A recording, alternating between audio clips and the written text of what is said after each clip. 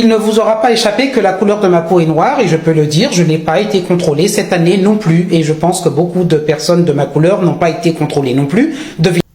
Non, on va pas te laisser passer, toi. Je vais être gentil, parce que tu m'as l'air vraiment égaré. Porte-parole de la police nationale et des gendarmes, donc en France. Un exemple. Estamos todos con catastrophe. Écoute, papier du véhicule. Ah, je prenais juste... Papier du véhicule, monsieur.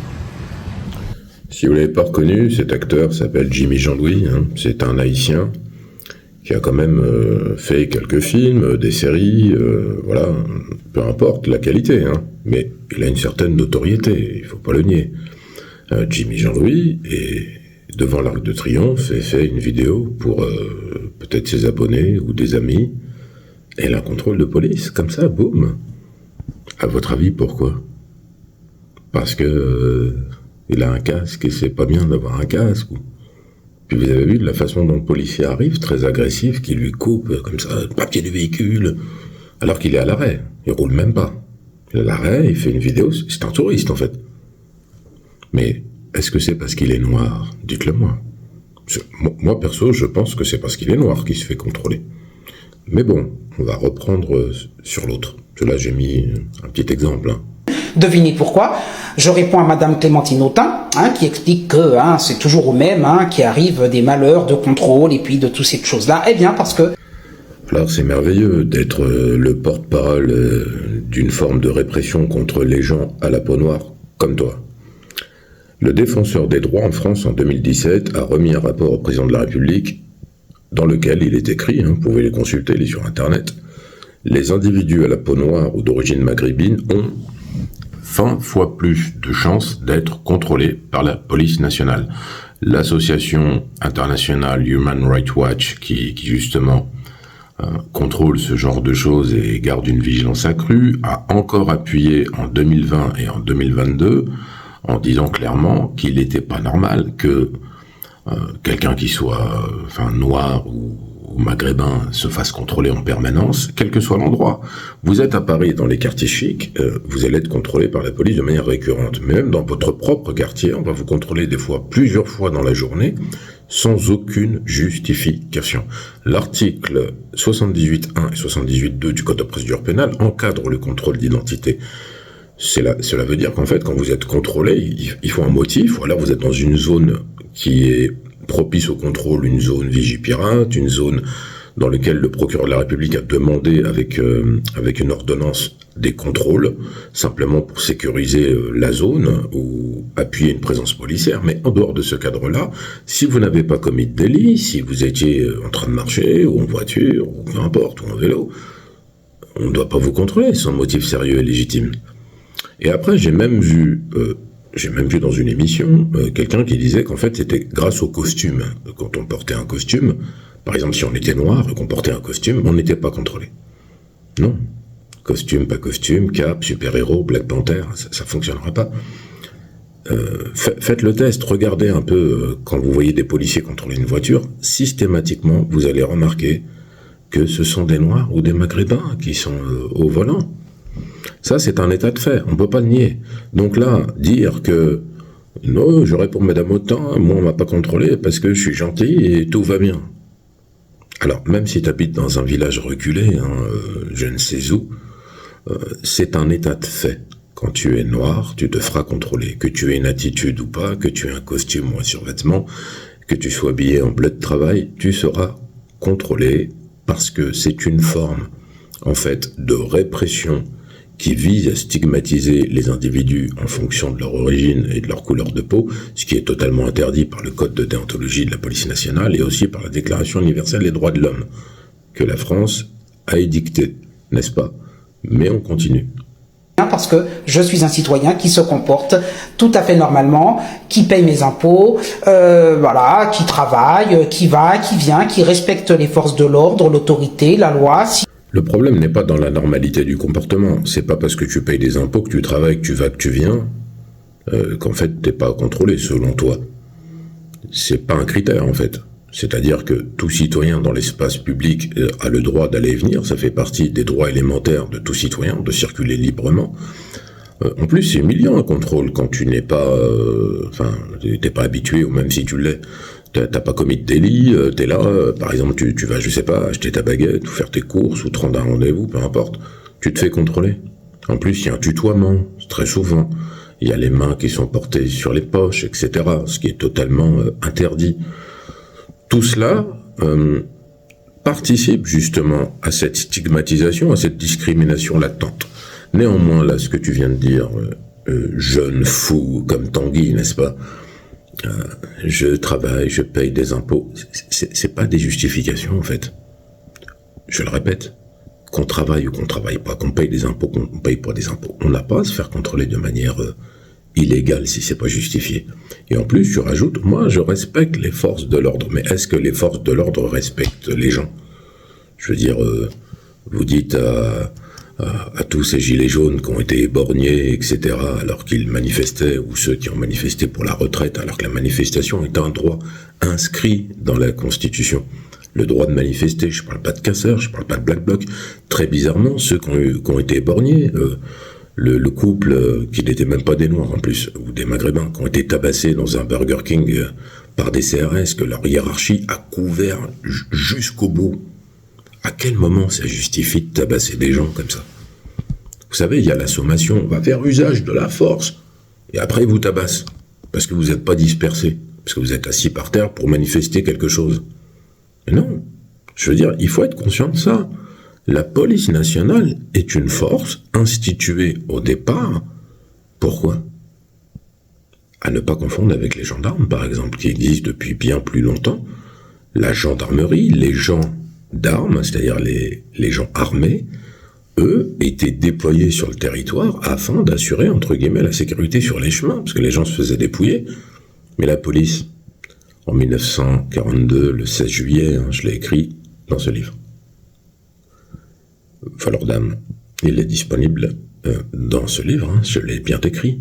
Vous avez quand même la police nationale française qui, le 16 juillet 1942, va rafler des familles, femmes, enfants, hommes, des Français, parce qu'ils sont juifs, parce qu'ils sont de confession juive. Ils vont les ramener au vélodrome d'hiver, pour les enfants, dans des conditions épouvantables, les autres à Drancy, puis après c'est en direction d'Auschwitz pour mourir en fait. 12 884 personnes qui vont être gazées dans des camps de concentration. Pourquoi? Parce que c'est des juifs, je le répète, mais surtout, pourquoi la police française fait ça à des Français? Il n'y a même pas d'Allemands avec eux. Je veux dire, quand ça se passe, la rafle, il n'y a pas d'Allemands. Même après toutes les lois anti-juives, etc., il n'y a pas d'Allemands. Quand vous voyez des gens comme René Bousquet ou Pierre Laval, qui étaient pires que des collaborateurs, ça laisse perplexe quand la même police va jeter des Algériens dans la Seine en 1961, plus de 300 morts, et tuer, poursuivre des Algériens qui manifestaient pacifiquement pour l'indépendance, mais sans violence. Se pose des questions. Alors après, les défenseurs des forces de l'ordre vont me dire « Non, mais qu'est-ce que ça veut dire, la police ?» Bah attendez, moi je vais vous dire une chose, on entend toujours « Ouais, mais il y a des mauvais partout ». La police est la plus contrôlée du monde, avec l'IGPN. Bon, après, la plupart des plaintes IGPN sont classées sans suite, n'est-ce pas? Il n'y a que quand c'est quelque chose de, entre guillemets, de médiatique, que là, il y a nécessairement des investigations qui sont menées. Mais on va pas lister ici le nombre, parce qu'on n'aurait pas le temps, la vidéo va durer 1 heure, de jeunes hommes noirs, de jeunes hommes maghrébins, entre celui qui se prend une balle dans la tête dans un commissariat alors qu'il est menotté, celui qui meurt dans la cour d'une gendarmerie, au sol, écrasé par le poids de plusieurs gendarmes, un autre maghrébin qui est tué d'une balle dans le dos, une petite fille qui se prend une balle perdue d'un policier. Bref. Il faut le dire, et il faut le répéter.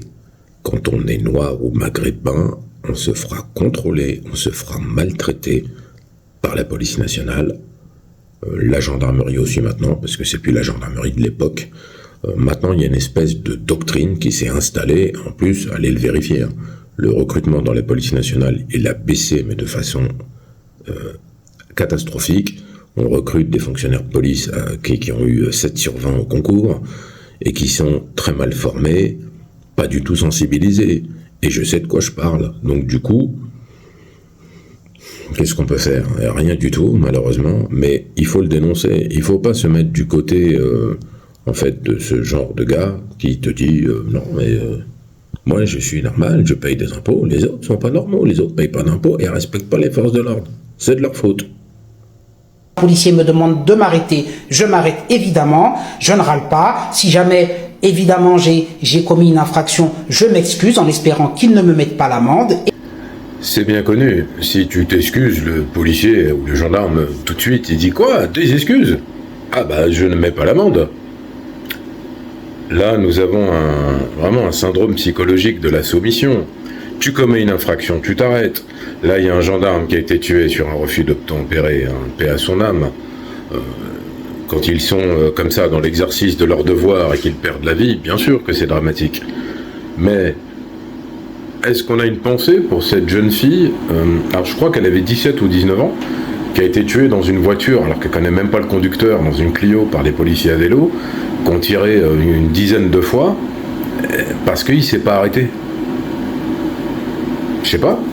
Donc après, il y a aussi les deux jeunes noirs tirés à la mitraillette dans Paris. Il y a aussi le père de famille à Sevran qui se fait assassiner par des policiers même pas identifiés. Les autres de là-bas qui n'ont même pas de brassard qui tirent sur quelqu'un. On ne sait pas pourquoi.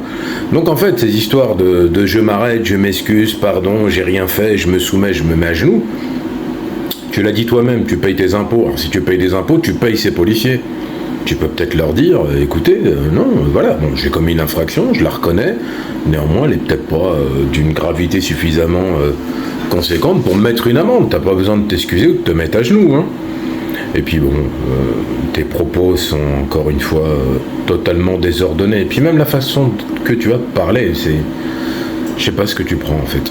Cette année, à mon souvenir, eh bien non, je n'ai pas été contrôlé et je pense que je ne suis pas plus contrôlé qu'une autre personne.